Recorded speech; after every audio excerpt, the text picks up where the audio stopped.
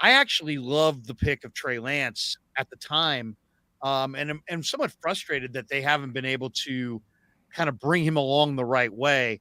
But the last couple days, to me, it kind of confirms what I really thought, which is that I think the Niners are going to trade Trey, and it just seems like that's what they're setting us up for. But that's just my read on it. So I haven't Well, talked real to quick, I want to ask you. I know yeah, you're interviewing me. I'm on here with you, but yeah. you just mentioned bringing Trey Lance along the right way. What do you think for him the right way would have been to develop him into whatever it is that they need him to be? Well, I mean, I wanted to see them let Trey scramble and not have design quarterback runs. When let's go back to the Arizona game, Croc. There was the 16 runs in that game. In that game, I think either I forget if it was 9 designed and 7 scrambles or the opposite. But on the scrambles, he averaged like 13 yards a scramble and only took a hit on like a third of them. But on the design quarterback runs, he averaged 3.2 yards per carry and took a hit every single time.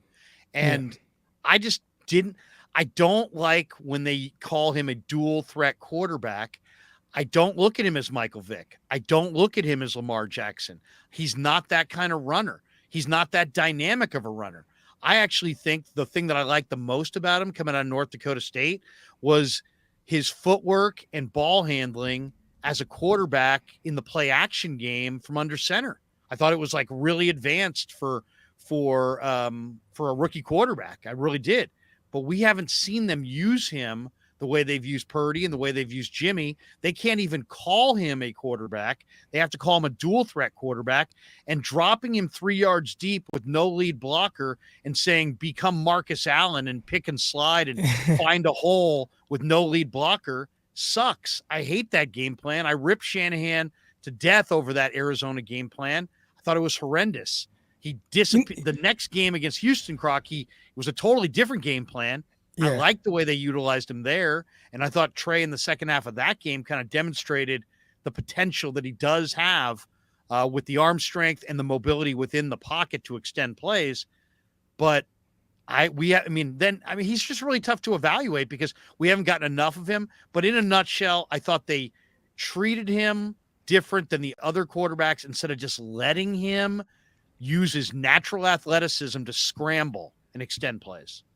And the interesting thing, because we saw that, right? And I think the biggest question was when you watch him against Arizona, like, was that where he is in his development, where they feel like they have to run this type of offense, or is this just what they kind of want to do with him? And maybe they overplayed their hand thinking he was maybe a more explosive runner than what he truly is. But if you go back to the preseason, even from his rookie year, I mean, look at his first couple of throws. Like, they're from under center, play action, big throw down the field, touchdown to Trent Sherfield. His very first throw was like a play action. He dropped back, and it was those deep comebacks. He bypassed it, rolled out to the right, and threw a dart to Brandon Ayuk where he dropped it. So it was like, it almost felt like early on there was more trust in him, and they were going to build a game plan around that. And then once the season came and he had to start, it's like, oh, well, we just want to try to get by with this. And maybe that's where they felt like he was. They see him more in practice than any of us.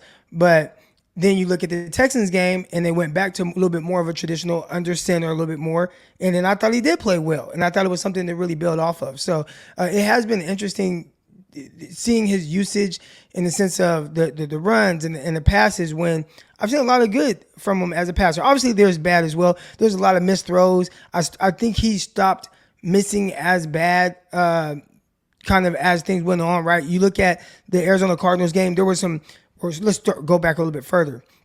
The Seattle Seahawks game, there was some really bad misses in that game where he was, I don't know if he was just too amped up or nervous, whatever it was, but the ball didn't come out of his hands very well.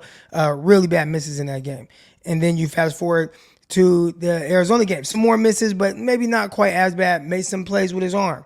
Then the Texans game, it was much more of what you wanted to see him be consistent at.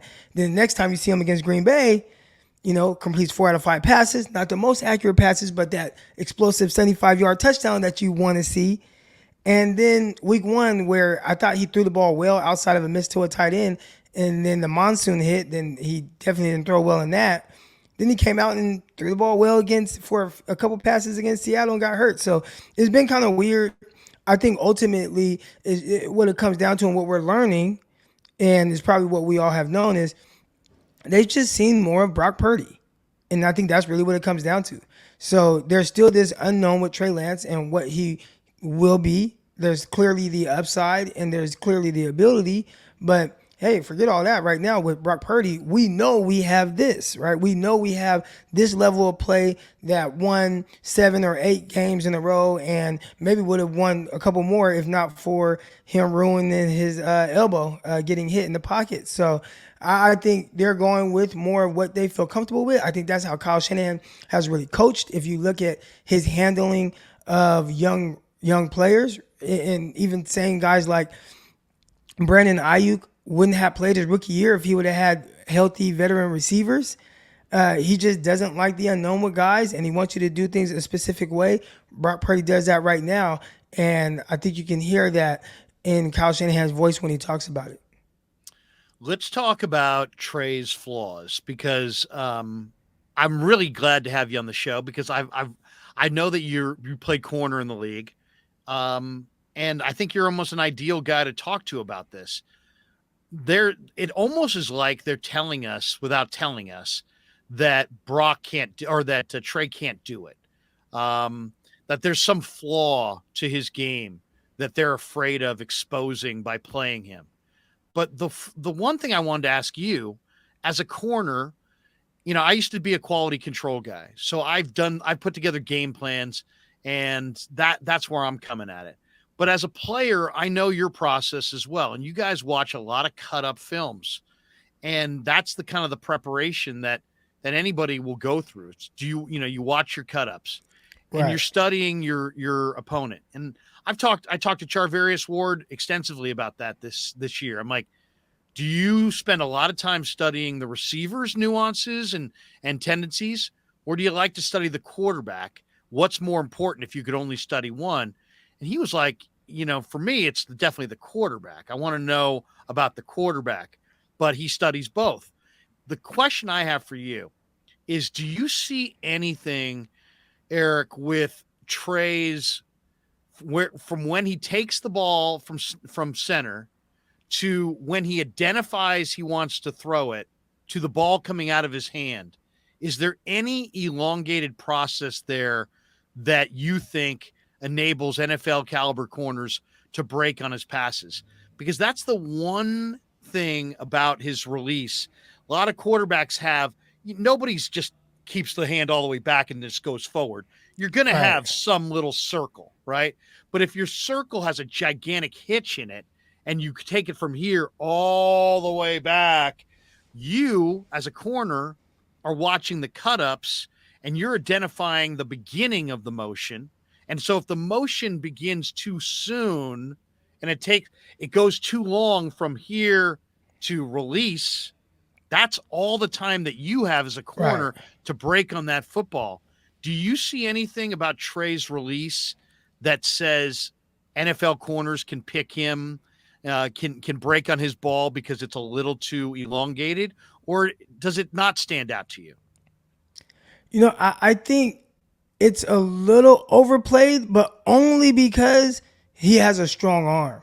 So if he and I see someone in the chat mention Tim Tebow, if Trey Lance had like that elongated release and then the ball still doesn't pop out of his hand, then it would be a huge issue. And especially sitting off in the zone coverage, forcing him to throw into tighter windows, you jump that stuff and pick those things off left and right.